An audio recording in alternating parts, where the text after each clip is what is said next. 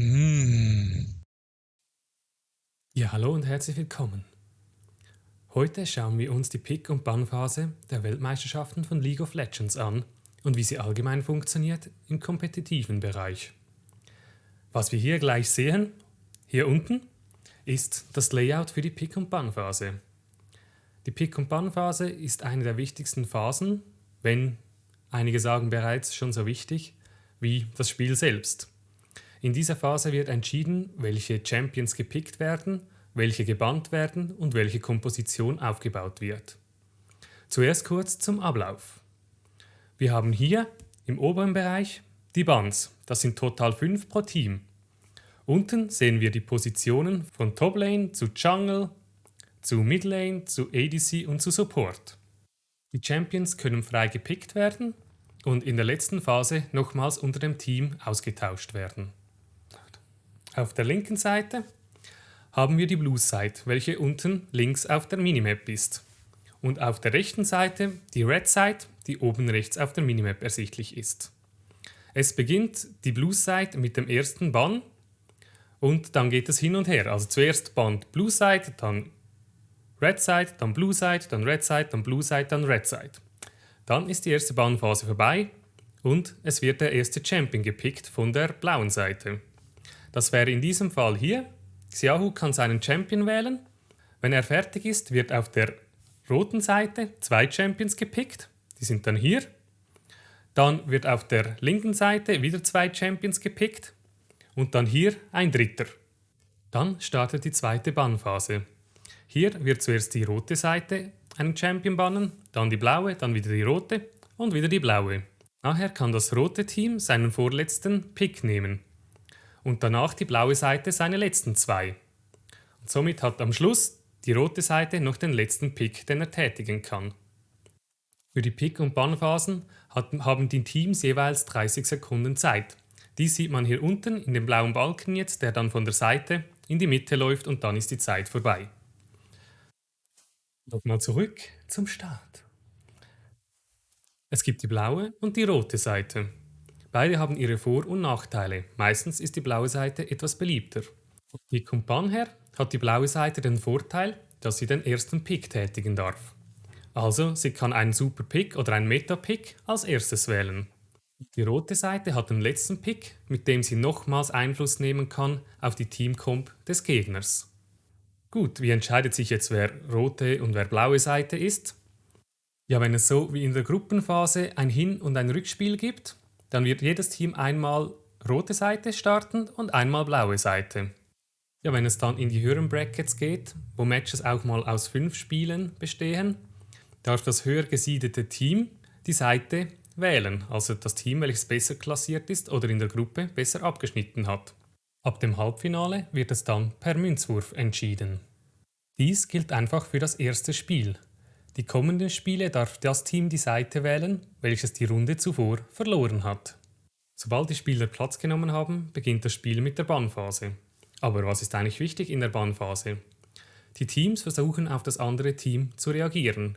Das heißt, sie entfernen Champions, die einerseits besonders gut sind in der aktuellen Meta, oder sie entfernen Champions, die vom anderen Team recht beliebt sind, also die gern gespielt werden. Zudem gibt es Taktiken, wo man schaut, welche Spieler des Gegners haben wenig Auswahl in Champions, die sie spielen wollen. Zum Beispiel, wenn der Toplaner nur, sagen wir, Aatrox und Volibear spielt, dann macht es Sinn für das Gegnerteam, diese 2 zu bannen, damit der Spieler einen anderen Champion nehmen muss, den er nicht so gut kann. Somit ist das Scouting des Gegners enorm entscheidend. Ja, wie wir hier sehen, findet nun der letzte Bann statt, vom roten Team.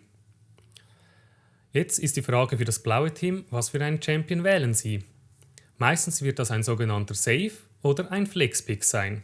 Das heißt, ein Safe-Pick ist ein Pick, der gut in der aktuellen Meta funktioniert und nicht einfach gecountert werden kann.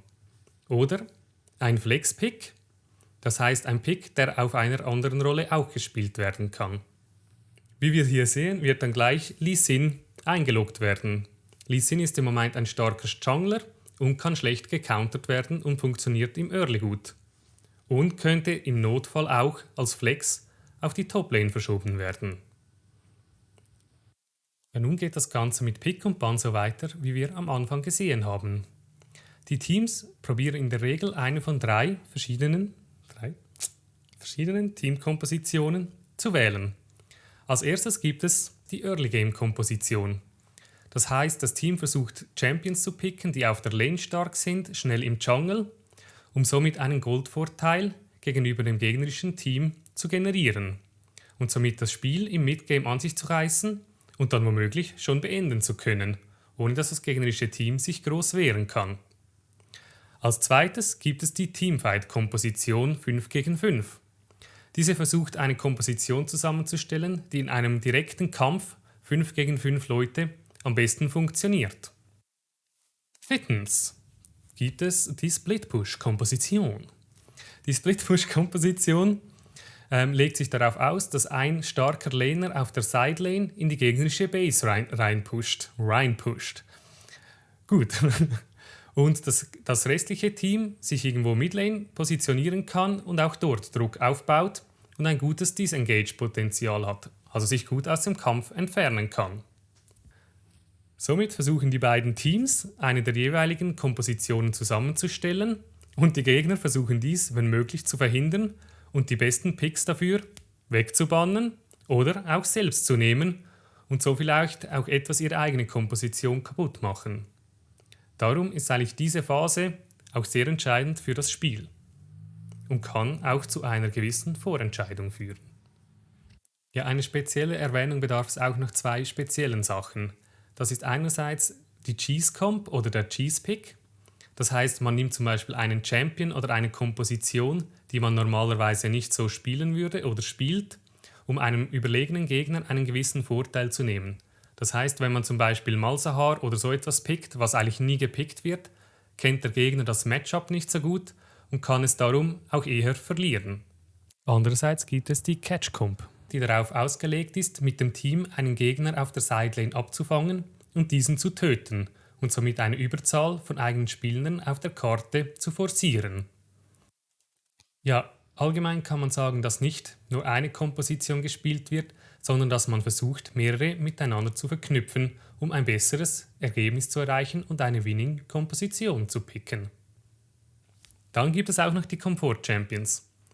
Und wenn diese zum Teil auch etwas speziell sind, sind das die Champions, die die Spieler am besten spielen können und so auch ein Spiel entscheiden können und eventuell auch nicht am besten in die Komposition passen, aber halt aus Komfort gespielt werden.